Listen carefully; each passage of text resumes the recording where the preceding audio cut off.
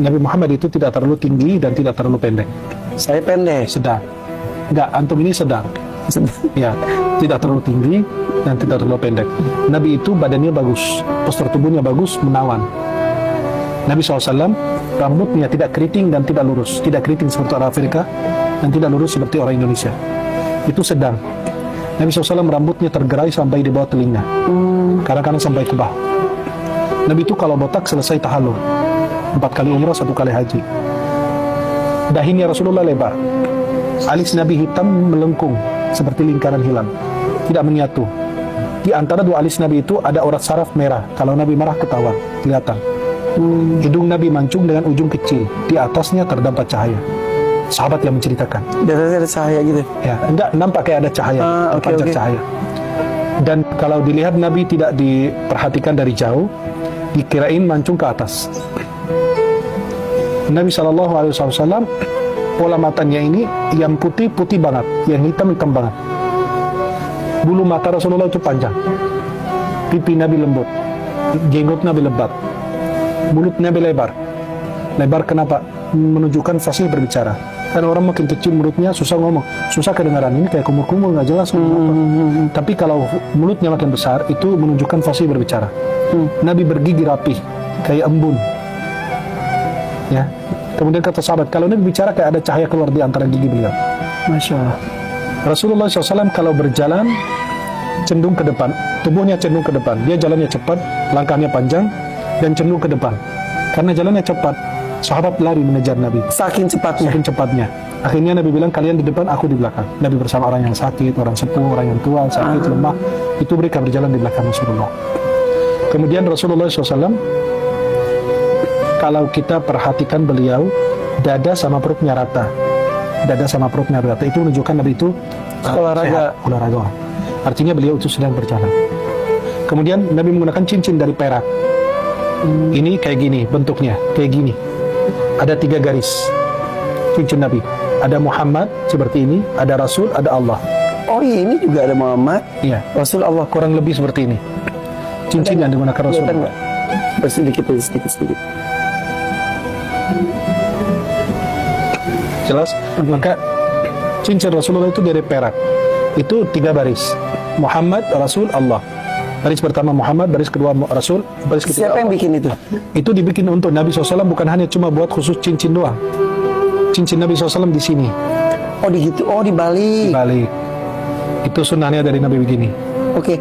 Maka sebagian ulama pakainya begini. Di kelingking. Ya. Dan Nabi SAW itu dipakainya bukan cuma hanya buat sekedar cincin, tapi sekalian Cap, stempel. Maka kalau anto, Kak Irfan, lihat stempel Nabi itu persis kayak gini, kurang lebih. Berarti kebalik dong tulisannya, karena kalau di stempel itu kan harus jadi kebalik. Enggak, nanti dia kan kebaca di Kak. Muhammad di bawah, Rasul, Allah. Karena stempelnya pas. Oke. Di kelingking juga, Ya. kanan kiri. Iya. Ini semua karena ada riwayat dari para Dari sahabat. kan mereka yang menceritakan. Nabi kalau duduk bersama orang, Nabi itu kalau secara akal atau pemikiran kita, logika, Nabi itu mereka lebih tinggi. Tapi kalau Nabi duduk lebih nampak. Itu sebagai mukjizat. Kenapa? Biar tidak ada yang lebih nampak dari Nabi. Tidak lebih. Padahal tingginya sama. Mereka mungkin lebih tinggi Nabi juga. lebih nampak. Itulah kemuliaan untuk beliau. Oke. Kalau Nabi SAW menunjuk tidak menggunakan telunjuk atau jempolnya seperti ini, fulan atau fulan gitu enggak. Nabi menggunakan seluruh telapak tangannya. Kalau manggil orang adabnya tinggi begini. Hai fulan. Iya. Kalau Nabi takjub diginiin tangannya. Aneh. Atau takjub beliau. Kalau Nabi berbicara diginiin tangannya. Nabi SAW lebih banyak menunduk dibanding melihat ke atas. Lebih banyak berpikir dan merenung. Nabi SAW jarang berbicara. Dan kalau berbicara tidak berlebihan dan tidak kurang, pas. Kalau berbicara memulai dengan memuji Allah, mengakhiri dengan memuji Allah lagi. Nabi SAW kalau berbicara, sahabat duduk menundukkan kepala seperti ada burung di atas kepala mereka.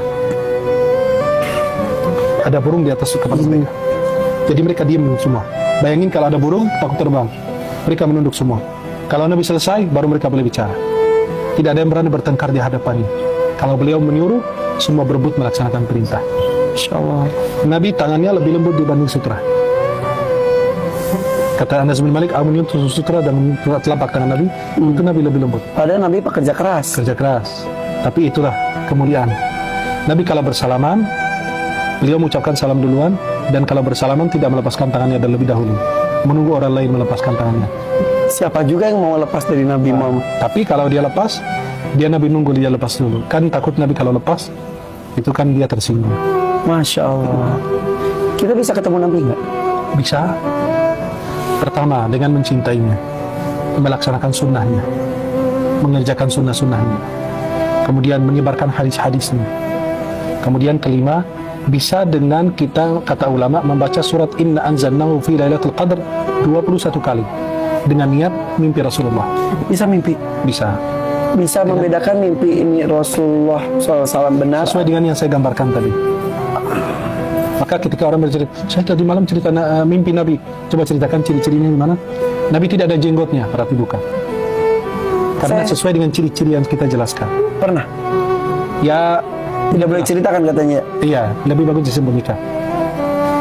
Maka gini, kalau mau mimpi Nabi, baca Inna anzalnahu fi lailatul qadr 21 kali. Atau baca surat Ya ayyuhal muzammil 41 kali dengan niat mimpi Rasulullah. Atau baca Inna a'tainakal kautsar 1000 kali malam Jumat dengan niat mimpi Rasulullah.